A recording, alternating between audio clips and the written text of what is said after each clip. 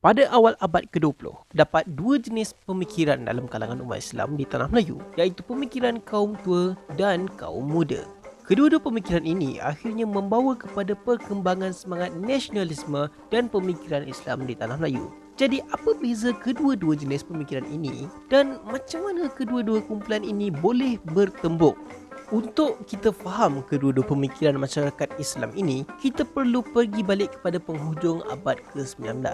Pada waktu itu, ramai pelajar-pelajar dari Nusantara menuntut di Mekah dan juga Mesir. Di sana, mereka didedahkan dengan pelbagai mazhab selain daripada mazhab Syafi'i.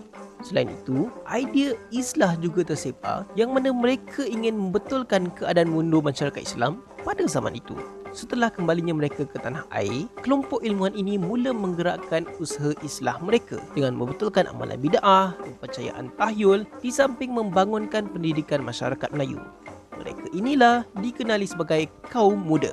Antara tokoh-tokoh kaum muda yang terlibat ialah Syed Sheikh Al-Hadi dan juga Sheikh Tahir Jalaluddin. Dalam menggerakkan usaha ini, kaum muda menggunakan akhbar-akhbar dan sekolah-sekolah madrasah untuk menyuntik kesedaran kepada masyarakat Melayu. Namun demikian, tak semua orang Melayu terima pendedahan ini dengan baik. Pada waktu itu, kaum tua yang terdiri daripada sebahagian ulama-ulama mazhab Syafi'i dan penasihat-penasihat agama negeri-negeri Melayu enggan menerima pandangan-pandangan kaum muda ini. Mereka mengkritik kaum muda sebagai keterlaluan apabila mereka turut melabelkan amalan-amalan seperti bacaan talqin, tentukan beduk sebelum azan dan sebagainya sebagai bid'ah. Selain itu, kaum tua juga menentang pencampuran mazhab-mazhab selain Syafi'i serta tidak menerima cara kaum muda berdakwah sambil berpakaian seperti orang barat. Akibatnya, kaum muda ini dituduh cuba memecah belahkan umat Islam dan mereka menghadapi tentangan dalam mencapai matlamat mereka untuk mendidik masyarakat Melayu. Jadi daripada sini, bermulalah konflik pendapat antara kaum muda yang mahu membetulkan apa yang salah dan kaum tua yang mahu menghalang hasutan-hasutan kaum-kaum muda. Di dalam pertembungan pendapat ini, reaksi setiap negeri adalah berbeza-beza. Di Pulau Pinang dan Singapura, dakwah-dakwah kaum muda ini tidak dihalang oleh kerajaan penjajah kerana kaum muda ini tidak dilihat sebagai ancaman. Walaupun begitu, mereka terpaksa berhadapan dengan kaum tua yang mengawal Majlis Agama Negeri dalam negeri-negeri Melayu. Sebagai contohnya di Perlis pada tahun 1932, Ketua Kadi Perlis telah membuat laporan polis terhadap kaum muda kerana mereka dituduh terlibat dalam kegiatan komunis. Sedangkan tiada bukti pun yang menunjukkan mereka terlibat dengan komunis selepas disiasat.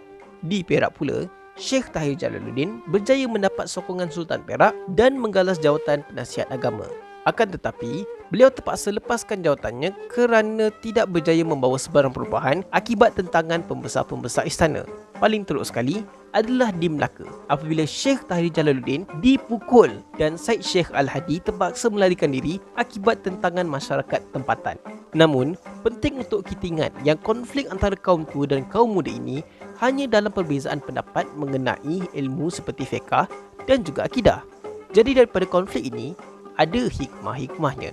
Sebagai contohnya di Melaka pada tahun 1932, masalah penggunaan ketuk-ketuk yang seakan-akan serupa dengan pemukul yang digunakan oleh orang Kristian menimbulkan perdebatan dalam kalangan ulama. Sehingga perbincangan ini perlu dibawa ke Al-Azhar di Mesir. Di Kelantan pula pada tahun 1937, perbincangan isu perbezaan mazhab melibatkan air liur anjing membolehkan masyarakat diberi pendedahan berkenaan mazhab-mazhab selain Syafi'i. Kesimpulannya, walaupun terdapat penentangan, interaksi antara dua kaum ini membolehkan perbincangan agama berkembang dan menggalakkan masyarakat kita untuk berfikir dan tidak menerima sesuatu perkara secara bulat-bulat. Akhirnya pada hari ini, hasil dakwah kaum muda membolehkan kita menggunakan mazhab selain Syafi'i dalam sesetengah keadaan. Kalau tak, sampai sekaranglah kita bayar zakat guna beras.